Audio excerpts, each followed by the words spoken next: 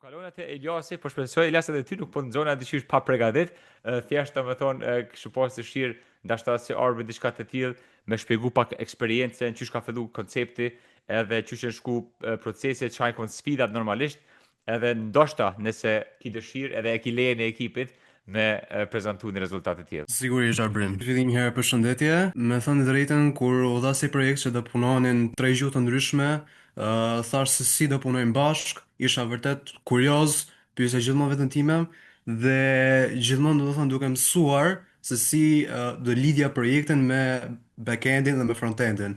Duke qenë se ishin dy gjuhë që unë nuk e dija dhe gjithmonë do të thënë kisha atë frikën që a doja dal, a doja bëj, por gjeta një zgjidhje në GitHub duke lidhur domethënë duke i bërë invite personave dhe domethënë të gjithë personat e ekipit tim, domethënë momentin që mbaron ajo taskun të cilën i kam lënë unë, i bëjnë git push edhe më pas punojnë domethënë me backendin dhe punojnë edhe me frontendin. Për fat të keq, disa persona më thënë që kanë pasur te ekipi kanë ikur dhe kështu që jemi pak mbrapa, por besoj se do marrim sa më shpejt të mundur. Gjithsesi, t'ju tregoj çfarë kam krijuar në Figma, sepse do të thënë hera e parë në jetën time që dizajnoj në Figma, nuk dija fare herë se si, do të thënë të bëja se si të bëja strukturën, më ndihmojnë do të thënë ChatGPT në atë pjesë që ta bëja sa më të bukur dhe më profesioniste, besoj se do ju pëlqej. Gjithsesi të bëj pak një share screen. Tani është në rregull. Okej. Po, do t'ju tregoj edhe çfarë kam krijuar deri tani, po për momentin akoma jam duke bërë update projektit. Kjo është landing page. Më pas momentin që kushdo që futet shkon detalet searchi, janë personat, është fotoja e personit, emri, çfarë është në gjendje të bëj dhe kam vendosur një si bon containeri për çfarë gjuhe është personi. Më pas kam vendosur filtrat për çfarë janë të aftë. Kam marrë për shembull frontendin, kam marrë edhe për gjuhën e përgjithshme që është Python dhe Java. Available, do të thënë sa kur është gati ky person për shembull që të marri që të punoj, sepse Talent Scout, më sa kuptova dhe unë, është një aplikacion ku mund të futen kompani për të kërkuar talente dhe gjithashtu pse jo për të parë sa të aftë janë dhe sa të përgatitur janë.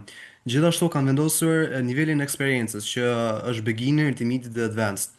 Searchi që kam vendosur këtu sipër është domethënë po e njëjta gjë, po ja akoma jam duke menduar se çfarë do shtoj këtu, sepse jam akoma duke punuar me këtë. Gjithsesi, momentin që klienti ose kushdo që qoftë shtyp view profile, del profili i talentit, overview, education, do ketë një numër telefoni këtu poshtë që akoma nuk kam shtuar, por do e shtoj, dhe eksperienca. Kam vendosur më pas një, si themi, përqindje sa i mirë është në atë çfarë është duke bërë.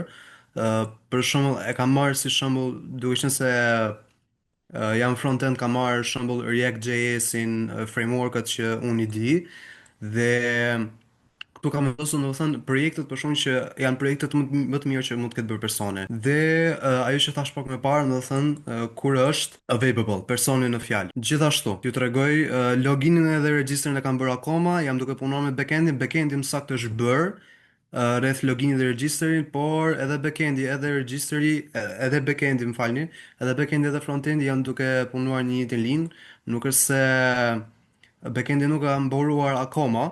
Kjo është login forma, më saktë page login dhe page register. Momenti që bëhet register, talenti, më pas është dashboardi, emri i tij, profili sa e ka plotësuar, sa views, do të thonë sa herë mund të jetë fut ai i cili është duke kërkuar talent, do të thënë sa herë mund ta kenë parë këtë profil.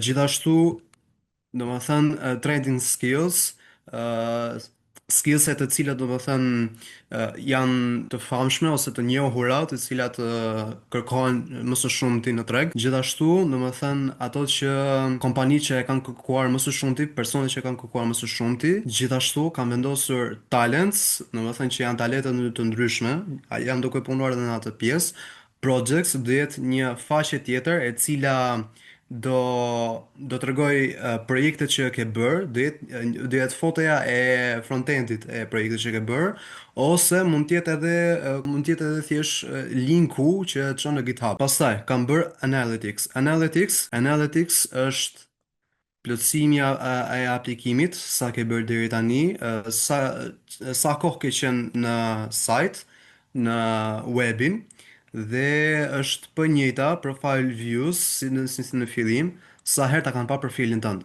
Në settings më pas e kam bërë që të në qoftë se do të ndryshoj emrin ose adresën, e vendos këtu. Më pas dark mode që do e ndryshoj nga e bardhë mund të bëhet e zezë, dhe passwordi që mund të ndryshoj passwordin që e kam bërë këtu poshtë. Në pjesën tjetër jam akoma duke punuar. Deri më tani kam bërë dhe about us dhe contact us, një sekond t'ja tregoj. Kjo është ndonëse website që kam krijuar deri më tani. Me Talent Search siç thash jam akoma duke punuar me të. Të about us-it, të cilën nuk e kisha bërë në Figma, kam shtuar, domethënë këtë. Këtu, siç thash, do vendosja shigjeta, të cilat, domethënë do jetë si pun scrolli për personat të cilët kanë punuar në këtë website, ose më saktë timi i cili ka krijuar këtë website për të kërkuar talente më të mira, ose edhe ato në nivele që janë beginner. Gjithashtu çfarë thon klientët për këtë website. Këtu akoma jam duke punuar, nuk di çfarë do fus këtu. Dhe kontakt asi që e kam shtuar, po nuk e kisha në Figma, ku nëse kushdo që ka pyetje, na vjen në mesazhin neve edhe ne i përgjigjemi. Jam duke mësuar, domethënë si ta bëj që të na vinë mesazhin neve. Jam akoma duke mësuar. Ose ndoshta do e bëj që në momentin që bëhet send message të dalë një toast që message send, mund ta bëj diçka të thjesht, por do ta bëj sa më profesionalisht të jetë e mundshme. Elias do me thonë ekipit për momentin që kena shënu këtu që kemi shënimet, Anisa, Mergimi, të pjesa e Java backendit, janë ende në ekip? Po, atëherë se kanë iku disa persona, t'ju them tani sa persona janë gjithsej, edhe kush janë, është Anisa, është Mërgimi, është Blerinda, është kam futur dy persona të tjerë, është Eglon Muça, ky është për web devs, dhe kam futur edhe Liridon, që është për Python. Okej. Të marrë vetëm si shënime, tani ma vonë muna me bisedu tutje edhe Po, në Slack.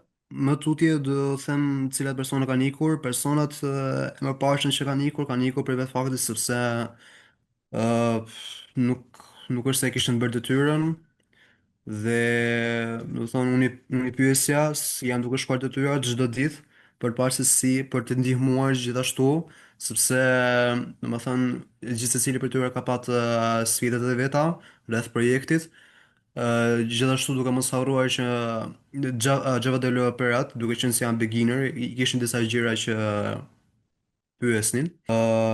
Por deri më tani mirë.